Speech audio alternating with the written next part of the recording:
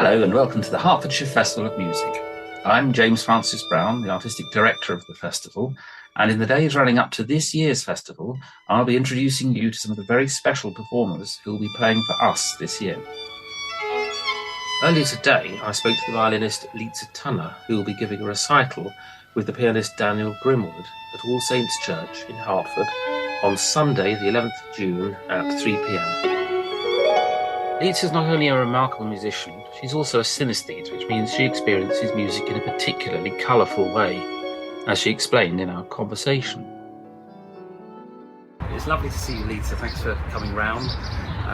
We might be competing a bit with birdsong and traffic today. But how lovely. I'm sure we'll cope, won't we? So now you're very widely recognised now as an insightful musician, passionate player, but there's another dimension to your thinking and your experience of music that's really quite intriguing. You have synesthesia, and I wonder if you could tell us what that entails for you. Sure. So synesthesia is a crossover of senses, and in my case it's chromesthesia. So I have an overlap between sound and colour. So as a musician, that's quite helpful. When I'm playing certain notes on the violin, I would get certain colours in my mind's eye. Synesthesia is, if you think of it as being the opposite of anaesthesia, anaesthesia meaning no feeling, synesthesia is very much an explosion of feeling. There's a lot more going on, an enhancement of those two senses. Yeah. Is it exhausting?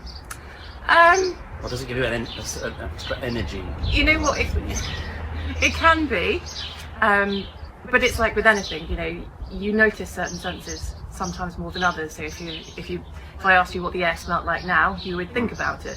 In the same way with my synesthesia, if I choose to give it attention, then it's much more present in my mind's eye. But I do have to be, I would say there's occasions where it can be a little overwhelming, but most of the time as we're sitting here now, yes, a nice green garden. Yes. You're getting a what? You're getting a G major feeling? Yes, very much so, especially with the blue of the sky. Yeah. There's a little interaction there as well from the bird song, which now we're talking about it, I probably have a little bit of a translation going on in my mind where, with the sound of the birds, for example, I'm then hearing colours for that as well. And you're hearing their pitches quite precisely. Yeah. So sort of as with Messiaen, you're a transcriber of something. Yes, it's very common for synesthetes to have perfect pitch, and quite unusually, I have bi-directional synesthesia. So for most people with synesthesia, it's very common to hear sound and see colours, but it's not that common to have it both ways, where you can see a colour and also hear a sound for that or a certain pitch. Sure, yeah. Do you still think of music as much in terms of stresses and strains, the tension within music? I mean, a lot of what goes on in let's say a classical sonata is about the sort of structure of, we're in the one key and then we move to another and the whole thing bends in that direction. That's, I think, how a lot of people respond to the longer journey in music. Yeah. That's still there for you, isn't it? It is still there for me, but I would say I'm probably led a little bit more by instinct where the colour is concerned. So rather than thinking about the form and structure in theoretical terms, I'm very much sort of led, I suppose all musicians are to a certain extent, but because colour plays such an important role in my performances, I tend to let the colour show me where the music is going rather than the other way around.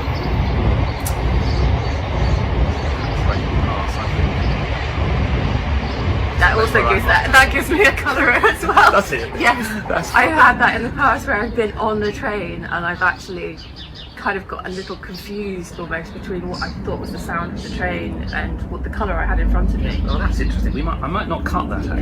It's quite nice to have there. But just to change to another aspect of your life. I mean, it's a very busy life. You're travelling, rehearsing, performing, how do you cope with all the pressure of that and the expectations that come with it? These are the sort of normal questions one would ask a musician. Yes, of course.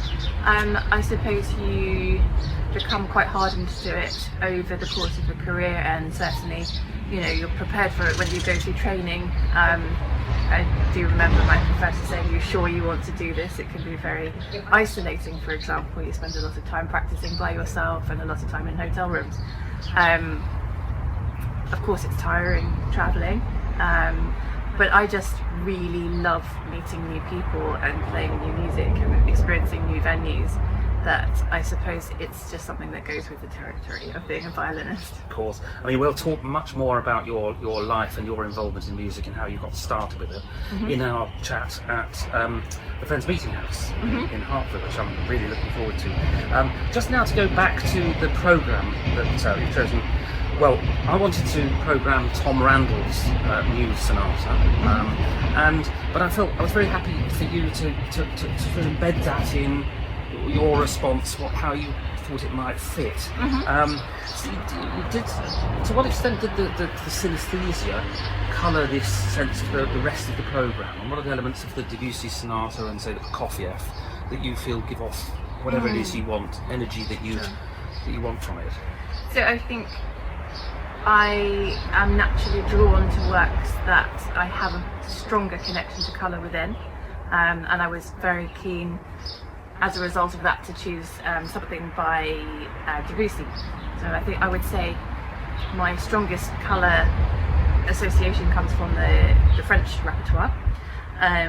So I used that as a starting point. So I went to the Debussy sonata, which I performed recently, as I just adore playing it. There's a good starting point, but also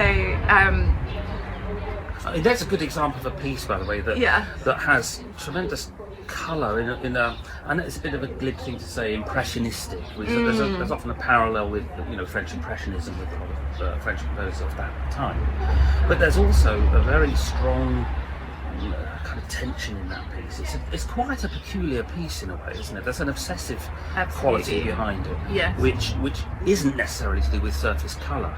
So and you obviously you respond to that as well. Yeah. So going to the French works as a starting point when I'm looking for music that inspires me in a colour sense. I would say that this sonata actually is a little bit of a diversion from what you'd normally expect to hear in Debussy's music. So yes, the colour is still present, but there's also this drama and theatrical nature that comes with the work. And as you say rightly, this tension. He composed the sonata quite late in his life, so it's not typical for his music. There's less of that impressionistic side, a lot more of the virtuosity and kind of driving tension throughout the music that perhaps came as a result of him actually having cancer at the time that he wrote it. So, one can only imagine the impact that would have had on his compositional style at the time. Slightly sort of underlying feverishness there, I think, is one element there. Yeah, absolutely. Would you say that's true of the Prokofiev? That's, sometimes there's a sort of detachment about Prokofiev's coolness, isn't there?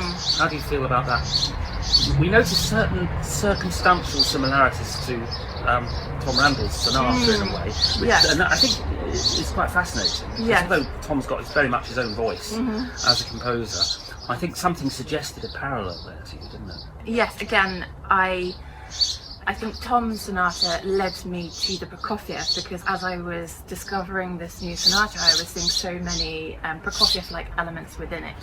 Prokofiev is very much a storyteller, and there is a theatrical element to that piece, which again links back to how I feel about the Debussy. But underlying all of that, there's also this slight jazzy element that I can also see coming through in Tom's sonata. So absolutely, it was a natural one to go to, having played Tom's sonata, and I think it just brings this whole programme together really beautifully.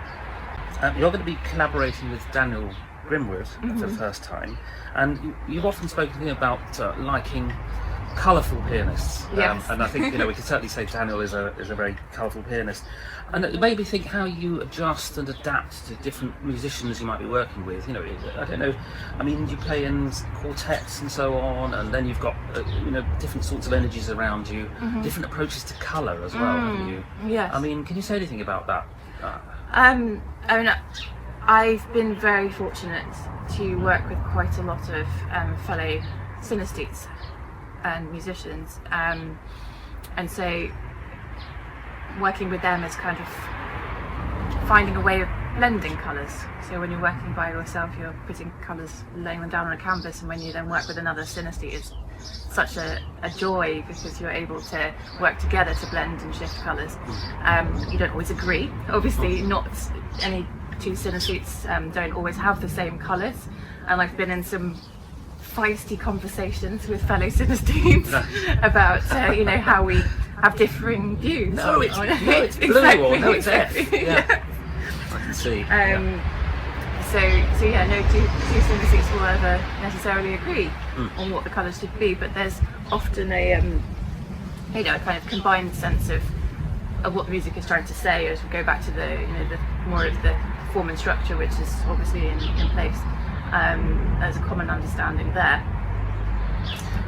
And yes, when I'm working with musicians who aren't synesthetes, there's often a bit of bewilderment and perhaps a slight, maybe they're puzzled. So is it something to do with intonation? So the way somebody might colour, because you can't do this with a piano, I think. I think of colour in terms of light and dark. This is dark music, or there is a course of colour, but I can't influence it on a piano. Yeah. Whereas you can do these little micro shifts of where your finger is to just say, this is a note that would sound different if it was in another key or another harmony underneath it. Yeah. That kind of colouring. Absolutely. It's like I suppose it's a bit like a chef saying, well, we can enhance this just a tiny bit more paprika in this. Yes. We'll give it this, and they've got some extraordinary sensitivity to that colour. Yeah.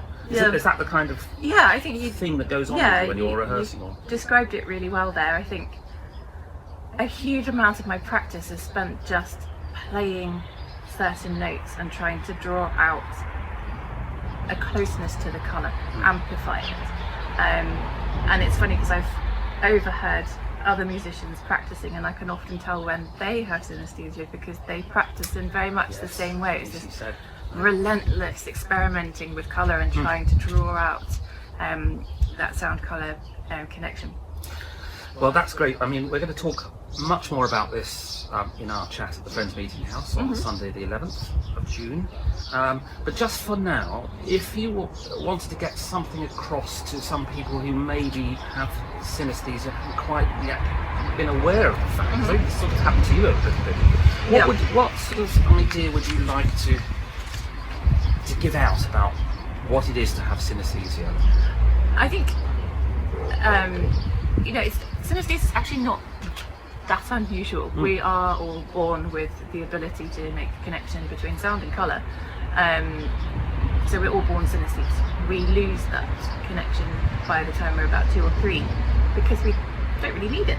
And I suppose for the few who actually do go on to continue having synesthesia, the important thing is really that we don't turn a blind eye to that. It's something that should be encouraged, I think. Explore it and go with it and find out what it's got to give exactly. you. I only discovered that it was a thing when I was much later in life. I always knew that you could have it for letters and numbers, for example, but I assumed that my form of what I experienced when I heard music was completely normal. So it felt a little like I'd seen. Suddenly realises. It's slightly different for other people. I think I have it as a composer in terms of space. We discussed this in terms of space and shape. Yes. I sort of know where an idea belongs in the shape of the piece. Yeah. And I don't think that's just to do with internal logic of the notes somehow. It's something else. But so we should embrace. We should embrace our synesthesia, absolutely. It should be encouraged, and I think it just is another form of enhancing creativity, and certainly with young children should be definitely more awareness of it. Beautifully put. Well, let's enjoy our conversation Absolutely. in a few weeks' time. Thank you very much. It's good to see you. You too, thank you.